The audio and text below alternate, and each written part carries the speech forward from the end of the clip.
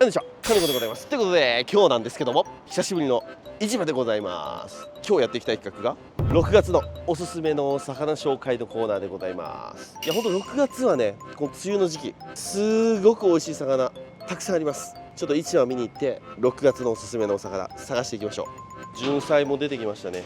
純菜。これが出てくると、うわ、梅雨だなって感じますね。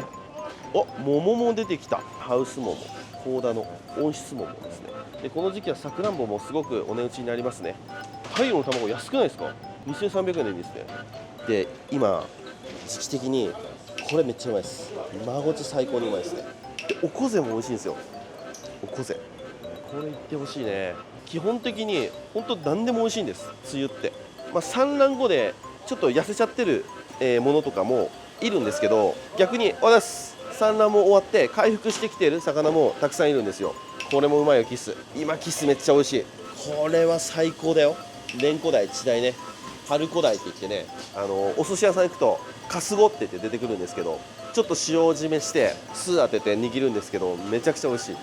赤貝もいいね。赤貝はもう今最高にいいんだけど、ちょっと赤貝俺やりまくってるから。あと牡蠣とか、牡蠣もいいんだよ。岩牡蠣いいんだよ、めちゃくちゃ。これこの前食べうまかったです。こいつうまいっすね。そう、うんこです。うんこ、めっちゃ上の貝だったんですけど、頭の部分だけ食べるんだったらすごく甘みがあって美味しかったです。貝類がうまいです。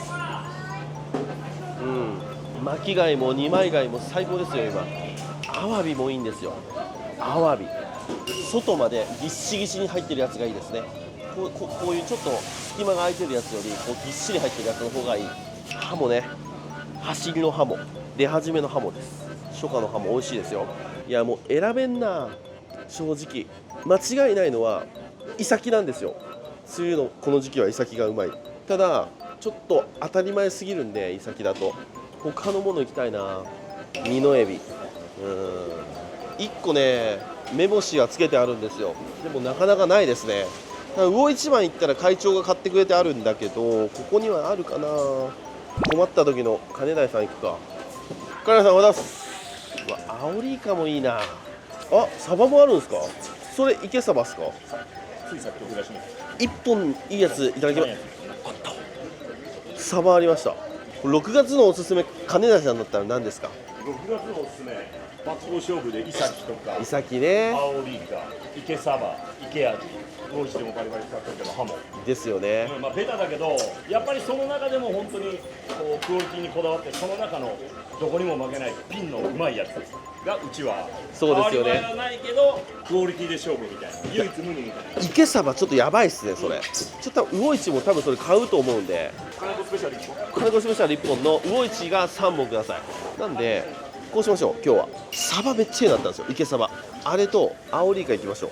2つとも今がうまいんで、しかも今日クオリティすごくいいから、この2品買っていきましょう。それじゃあスタジオに帰宅。ただいまということで帰ってまいりました。本日の食材がこちら、よいしょ。6月おすすめお魚たちってことでね、それではこちらをさばいていく。はい、ありがとうございまして、本日の食材がこちら、マサバアオリイカですね。っていうことでね、輝いていました。今日はこちらのサバとイカがで、6月は美味しいお魚いっぱいあるんです。貝も美味しいし、サバもイサキもうまい、結構美味しいお魚いっぱいあるんですけど、その中でも市場に割とあって、そして美味しいお魚選んできました。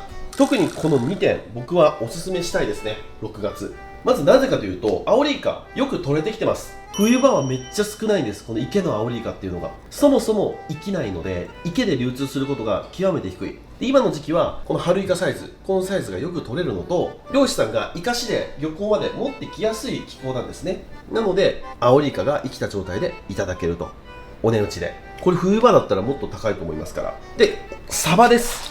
今日はこれスペシャルですね。まだブリンブリンのサバですね。天然のこの池サバめっちゃうまいです。でこれはマサバですけど、梅雨時期はゴマサバっていう種類のサバ、ゴマサバもうまいです。まだ生きてますね。ほら、まだアオリイカ来てる。ということで今日はこちらのサバとアオリイカ使いまして、ゴマサバ丼とアオリイカの池刺し作っていきたいと思います。どっちがメインかと言われたら今日はサバですね。この生きた天然のいいサバっていうのはめっちゃくちゃ高価です。僕前名古屋の生きた魚が食べられる店、生きたイカとかサバとかカワハギとか生きた天然魚専門店みたいなとこ行ったんですよ。池様の姿作りっていうのがあったんで頼んだんですよ。このぐらいの大きさの姿作りが出てきて1皿1万円でした。別に僕ね高いなって思いませんでした。一本釣りのいいマサバ、それを取れた産地から名古屋までわざわざトラックで運んでとか、いろんな人のパスが上手につないでこの名古屋という地に生きた天然のサバ仕入れることができて、で料理人が上手にさばいて提供されたものなんで、ただ単にサバの姿作り1万円って聞くととんでもない値段だなと思うんですけど、そういう背景まで思い浮かべると別に妥当かなと思いました。めっちゃ美味しかったし、で今日のサバもこれすごくお値打ちでいただけましたんで食べていきたいと思います。楽しみだな。魚市でも生きたサバがあった場合は買ってお刺身で提供してます。食べられます、魚市で。じゃあまずサバの内臓だけ抜いてみます。ちょっと鼻声なのすいません、副鼻腔炎です。カマの下から入れて、はい、こんな感じでね。僕ねサバの刺身はそんな油ギットギトのサバじゃない方が好きなんです。油が乗りすぎてるとこれサバの香りがねちょっと薄れちゃう気がして、このぐらいの油の乗りが最高に好き。まだ卵も小さいですね。今からこれがどんどん大きくなってきますんで、はい、こんな感じです。はい、じゃあ内臓が取れました。血合いもかけました。そしたらサバの刺身って聞くと皆さん真っ先に思い浮かべるのがアニサキス大丈夫？真っ先に頭にくると思うんですけど、天然の魚にアニサキスがいるリスクっていうのはどうやっても払拭できません。いる可能性はあります。以上で終わらしたいところなんですけど、それどうやって回避していくかと言いますと、まずは僕は目視ですね。さばいた時にしっかり見てあげる。であと産地っていうところも僕は結構大事だなと思ってまして、これ本当にエビデンスもなければ僕たちの経験だけの話なんであんま鵜呑みにしないでほしいんですけど、地元のサバ僕何十本何百本さばいてますけどアニサキスがねいないんですよね。地のサバでね出会ったことがまだ1回もなくて、こう大体内臓にね1匹2匹いるんですよ。いる場合は大体ねこの肝臓とかにね渦巻きでくっついてるんですよ。いないんですよ。ちょっとブラックライト今ないんで当てれませんけど、ブラックライトなしでもアニサキス見えるっていう特殊な目してるんですけどいないですねやっぱり。で大体内臓とかあとこの肛門のこの身にね溜まってるんですけど、でもう一個よくねお魚好きの人に聞いた話が、クジラのいる海域はアニサキスがよくいるって聞きますね。でクジラがいない海域で取れた愛知県の内浦でいう地の物の湾内とかではそんなアニサキス見たよっていう報告はねないんですよね。あとイカもなんですけど、イカもアニサキスがよくいるって言われてる魚種だと思うんですけど、このスルメイカとかはよく見ます。ただアオリイカとかケンサキヤリイカにあんま見ないんですよね。一回ケンサキかなんかに見つけたぐらいの確率的にも全然本当に1000匹に1匹ぐらいの感じですね。体感ですよ、これは体感。そういう話があるよってことなんで、僕は池のサバは割と産地で判断するようにしてます。であと僕はアニサキスより怖いのがヒスタミンですね。こっちの方が怖いです。例えばサバ釣りましたと、で冷やし込みが甘く持ち帰るとヒスタミン酸みたいなやつがサバの中でわーっと増殖しちゃって、それ食べるともう痒くなっちゃうんですよ。それで一回えらい目こきました。アニサキスのお話はあくまでも僕の経験談と周りから聞いた話なのであんま鵜呑みにせず。じゃあおろしていきます。まずは下に1本、うおー跳ね返してきますね。で背中に1本入れてずーっと入れていきます。尻尾から頭へ包丁を引く。はい、そうするときれいにおろせます。こういう風に骨の跡がピシッと残ったらこれは上手に3枚におろせましたよっていう合図ですね。池なんで割れません。ほらブリンブリンなんでこれが最高のサバですね。綺麗ですね。いい身してる。これはうまいわ。もう片方は家族と食べるんで骨外さず持って帰ります。でこのサバは池だから価値があるんです。今これを1日2日冷蔵庫で寝かして硬直したらもう価値がもう半減します。この池のサバのこのクオリティだから価値があるんです。はい、そしたら腹骨をすいていきます。スーッと腹骨をすいていく。できるだけ身を残さないようにこういう感じで、こういう感じですね。そしたらここの膜もきれいに外していくと。で膜の先端ここですね、ここはカットします。これちょっと餌であげようかな。こういうのは切って餌であげましょう。食べるかな。お、食べるか？絶対大好物なはずなんだけどな。お、ユミカサゴ食べた。ユミカサゴめっちゃ可愛い。さあ、奥のフサカサゴはどうだ？お、フサゴ来た。あ、フグ食べた。あ、フサカサゴ食べた。よっぽど美味しいんだろうな。一瞬でございました。はい、そしたら皮剥いていきます。サバは薄いゴムみたいな皮が1枚ベタっと張り付いてるんですよ。その皮を取る必要があります。でその薄いゴムみたいな皮がサビキ釣りの針についてるこう透明なあるじゃないですか、あれの原料なんですよ。だからサバの皮でサバが釣れるんです。これこうやってねめくれるんです。で池なんで結構硬いんですけど、これでちゃんとギンギンが残るように手で押さえながらお刺身した時の価値が下がるので、特にこうお腹のところは指で押さえながらこう上手に剥いてあげないと剥がれちゃいますんでね。よし OK、 きれいに取れました。バッチリです。そしたら血合い骨、抜いてもいいんですけど、僕はこのぐらいの大きさだったら渡しちゃいます。お節、そしてこっちが目節ですね。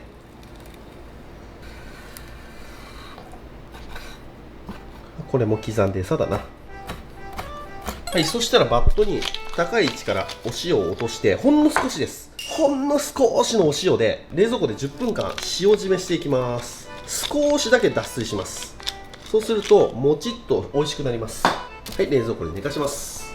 さあ、ではアオリイカサクッとさばいていきましょう。アオリイカちょっと大きいじゃないですか。いいんです。アオリイカなんてどんだけあっても困んないんで。で今日は池で食べます。で池のプリップリの感じもうまいんですけど、アオリイカは寝かすとまた味が変化してうまいんです。甘みが増してくるんですよ。こいつは寝かしても美味しくなる、そんなポテンシャルを持っている魚なんです。めちゃくちゃうまいです。ほんで捨てるところがまあない。炭はパスタに、そしてお汁にできるし、でこの耳のところは耳のところでもうお刺身最高に美味しい。でゲソは唐揚げ天ぷら最高です。もう捨てるところがないです。さばくときにもうこの状態で一回水流します。この内側はどうしてもやっぱ汚いので、よくイカはね水を使わないで洗った方がいいって言いますけど、確かにその通りなんですよね。なんですけどちゃんと適材適所ではしっかりと水で洗ってあげないと臭み残りますし、衛生的にも良くないし、腸炎ビブリオのリスクもあるんで、ちゃんとお水は使って処理してあげるといいと思います。で使ったらもうすぐに取ってあげる。もうビッタビタで作業するのが一番良くないので、水を使ったら洗ってあげる。そしたらこっち側を向いていきます。いいアオリイカだな。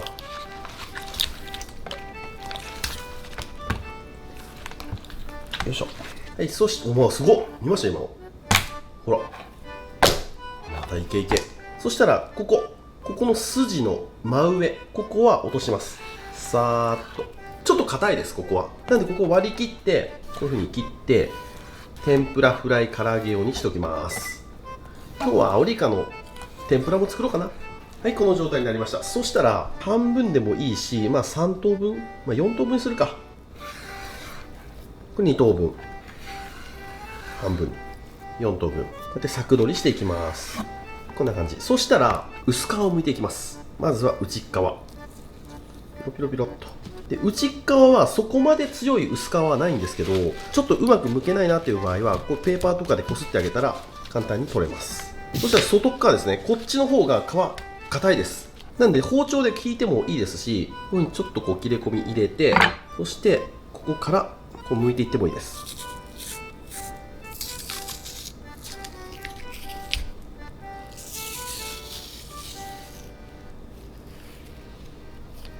この皮がねついたまま切るとちょっと生臭いし口の中残るんですよ。これはしっかり取ることが大事。ほんとちょっとしたことなんですけど、この作業が大事。ちょっと剥きにくかったら包丁でこういう風にも剥けますんで、もう魚の皮引きみたいな感じで、ちょっとコツがいるんですけどね。よし、こんな感じで、これが一番早いですぶっちゃけ。はい、剥けました。はい、次は耳はまずこちらの皮取ります。真ん中の皮を取っちゃいます。そしたら先ほどと一緒、内側の皮を取ります。このねアオリイカ耳がめっちゃくちゃうまいんです。僕お刺身だったらアオリイカ耳が一番好きなんで、ちょっと処理はねこうめんどくさいんですよぶっちゃけ。もう皮ついたままもう天ぷらにしちゃえって思うんですけど、そこをちょっと我慢して、ちょっとめんどくさいんですけど、ちょっと皮も剥きにくくて、その中でも皮をしっかり剥いてあげる。はい、こんな感じ。そしたら内っこはこうやって切ります。こんな感じ。皮めくるときにここの出っ張り、ここを取ってあげるとめくりやすくなります。ちょっとね、軟骨みたいなところがついてるんですよ。ここを取ってあげると皮が非常に剥きやすいと。こういうところはもう餌。そしてゲソです。ここが墨袋です。この墨袋を割らないようにさばくのが大事。あ、やばい、割れる、やばい。これが墨袋。こんなに黒い墨が出てきます。これがうまいんですよ。パスタとかにするとうまいんですけど、数あるパスタの中ではあんまり選ばないんですよ。口真っ黒になるし、でも上手に調理できる人はすごく重宝すると思います。このイカスミ。僕イタリアン下手くそなんで、やっぱり和食が僕は好きかな。これが肝ですね。この肝もめちゃくちゃうまいと。これが水管みたいなところですね。ここはかなりぬめりがあります。特にこの中、ぬめりとちょっと臭みもあるんですよ。なんでこれ臭いところは塩もみ。そしてゲソですね。ゲソは目の下に切れ込みを入れて、そうすると目が取れます。1つ2つと。目取れましたら次はここ。くちばしついてます。このくちばしをニュッと押し出して取っていく。はい、そしたらゲソもここ真ん中から開いて、この状態にしてあげる。で、ゲソもぬめりがありますんで、ここも塩もみしていきます。ざるに入れて、塩を打って、揉んでいきます。ほら、こんなぬめりが出てくる。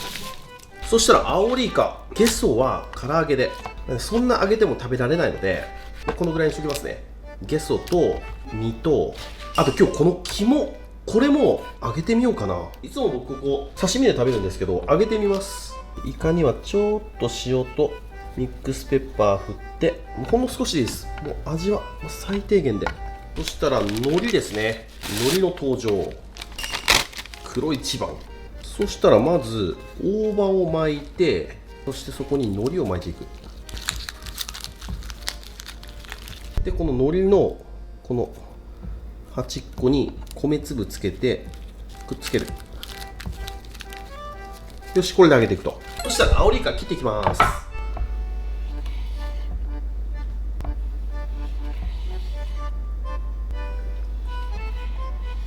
アオリイカはあえて折り曲げずにこのシャープさを生かす。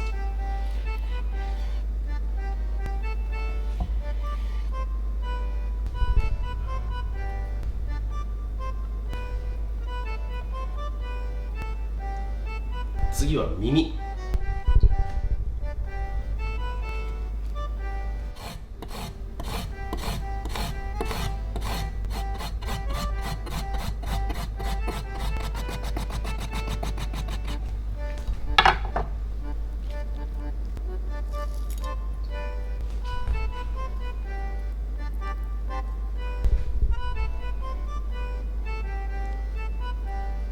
ボタンエビ。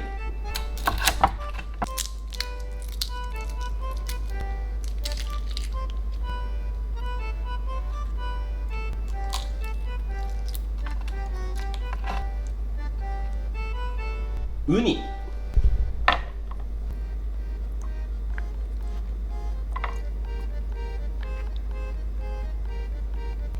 花穂じそ。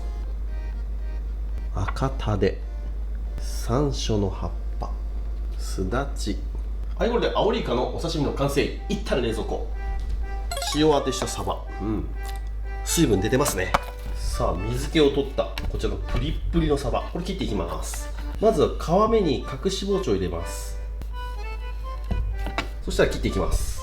大きさは好みですけど、今日は丼なのでご飯と合いやすいようにそんなに厚くは切りません。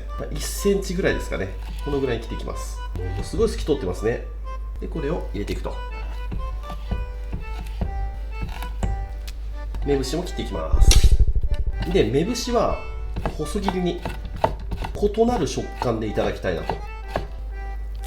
そしたらタレを作っていきます。まずお鍋にみりんをちょっと、日本酒の同量、アルコール飛ばします。はい、アルコールが飛んだらここにお醤油、今日は九州醤油でシンプルに九州醤油で和えるだけでもいいんですけど、ちょっと濃いかなと思ったんでみりんとお酒で少し割りました。そしたらすり鉢にすりごまたっぷりでちょっと当たり直して、はい、そしたらここに先ほどのタレを入れていく。はい、これでごまサバ丼のタレの完成ですね。ちょっと冷やしていきます。はい、そしたら冷えましたのでこちらのタレを合わせていきます。そしたら揉み込んでちょっと味をなじませていきます。ちょっと冷蔵庫で休ませる前にちょっと味見してみよう。いただきます。うまっ。こうね、ほんとちょっとしたこの酸味がうまいんだよな、このサバって。飾り花揚げていきます。これ面白いですよ。これ揚げていくと、いくよ、くるくるよ。あ、来た来た、上がった上がった。こう菊の花みたいに上がるんですよ。これで可愛いですよ。こういう感じ。そしたら天ぷら揚げていきます。まずはゲソ。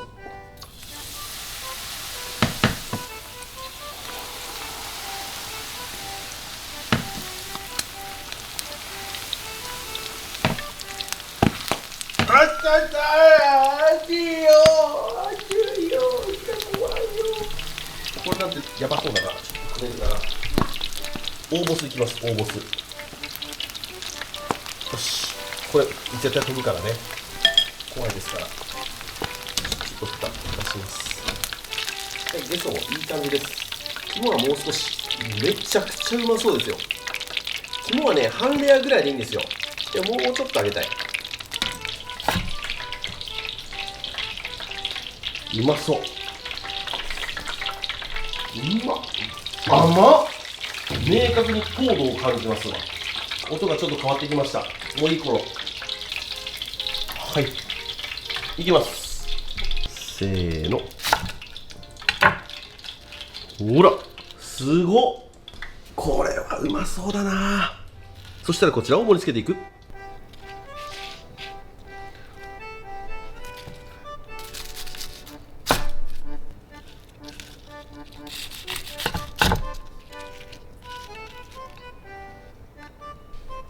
はい、これでアオリイカの天ぷらの完成。はい、そしたらご飯の上にサバを乗せてもう豪快に。そしたらもう大好きほじそ栗柚子、これが大事。今の時期青柚子があるからぜひかけてあげたい。はい、これでごまサバ丼の完成。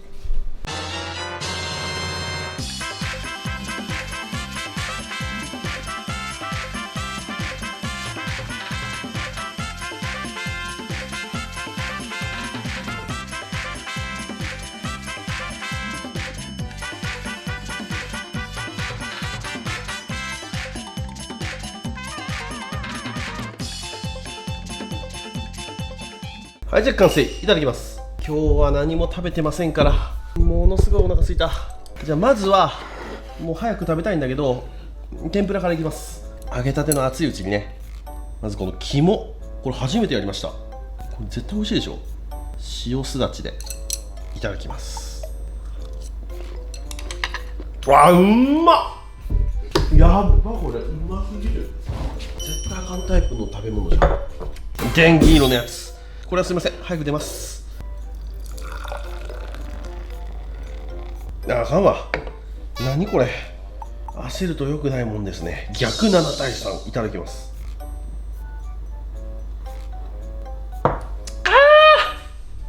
うめえ。至福。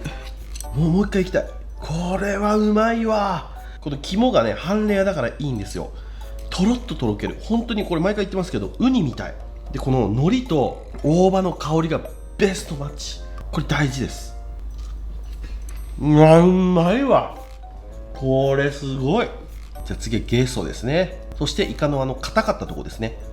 お刺身には向いてないよっていうところのここです。こことゲソいただきます。やっぱ塩すだちがうまい。うわ、うまっ。でもここね、天ぷらにはもってこいなんですよ。食感がパリッパリ。うまっ。次はゲソ。あ、美味しいわ。塩もみしてあるから臭みゼロ。うわ、甘っ。やっぱ池のアオリイカだと天ぷらしても全然違いますね。でこれ作るときゲソのぬめりだけ早いうちに取ってください。本当にね、ぬめりってめっちゃ臭いんですよ。でその臭みがどんどん身にも移っていくような気がするんですよ。例えば釣って1日冷蔵庫に入れといたものと、釣ってすぐ持ち帰ってゲソ塩もみしたもので水気しっかり取ったものだと、同じゲソでもまるで味が違うと思います。だから本当に魚は下処理です。釣ってきた魚とか池の魚だったらなおさらですね、しっかり腐敗の要素を取り除いて水気を取ってあげればめっちゃ魚って持つんですよ。1週間近く平気で持ちますんで、適切な温度で保管してあげれば。うまっ。天ぷらの次はこちら、ごまさば丼。これいただきます。もうこれはもう半端じゃないですよ。食べなくても正直分かります。味はよく作るんでやばいです。いただきます。うわあー、やば、うまっ。それはさ、反則だよね。ほんとサバが苦手な人にこそ食べてほしい。これは美味しいわ。感動。一つ答えを出しちゃいましょうか。皆さんいきますよ。魚で感動はできます。嫌なことありました、魚で忘れることできます。うまい魚はそんな魔力あります。本当にね、最高なんで。イライラすることがあったりだとか、理不尽に怒られることがあったりだとか、なんかうまくいかないこといっぱいあると思いますよ。そういう時はね、魚一番来て美味しい魚食べてください。海外のことはそれで忘れられますわ。待ってますよ皆さん。マジでうまい。ほんと今日やばいわ。幸せ。最高の一日。めっちゃ気分がいいな。これちょっと食べたじゃないですか。思う存分この状態を楽しんでください。で、もういいかなと思ったらだし持ってきてください。熱々のお出汁を持ってきました。このお出汁をさーっとかけていくと、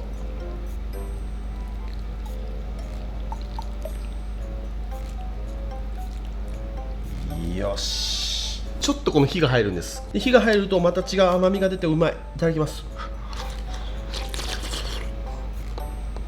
おー、うまー。たまんねえわ。でこれする場合、昆布だしがおすすめですよ。カツオが入ってるとちょっとね、カツオとサバで同系色で喧嘩しちゃうんで、シンプルな昆布だし、ちょっと強めが好きでいくとめちゃくちゃうまいです。今回に関してはだしの地図じゃない方がいいです。あれカツオ入ってますんで、昆布でだし取ってください。うまいな。さあそしたら次はこちら、アオリのお刺身。僕の大好きなまず耳からいきましょう。耳いただきます。最高だね。次は身を素敵な食べ方で、塩水ウニを乗せて、でそこにちょっとすだちをかけて、そして巻く。ちょっと醤油をつけていただきます。うわー、うめえ。やはりイカとウニの相性は抜群ですね。高級なお味。本当こういうことですよ。こういうこと。もうウニが透けてますよね。これほどの鮮度感のイカがうまい。うまいわ。なんかもう旬とかじゃなくて、もう今回イカがうめえ。普通に鮮度がうますぎる。幸せ。それじゃあゆっくり食べていくよ。本当にゆっくり食べていくよ。ごちそうさまでした。ということで今日は6月のおすすめ、マサバとアオリイカになりましたけども、いやー美味しかったな。本当に美味しかった。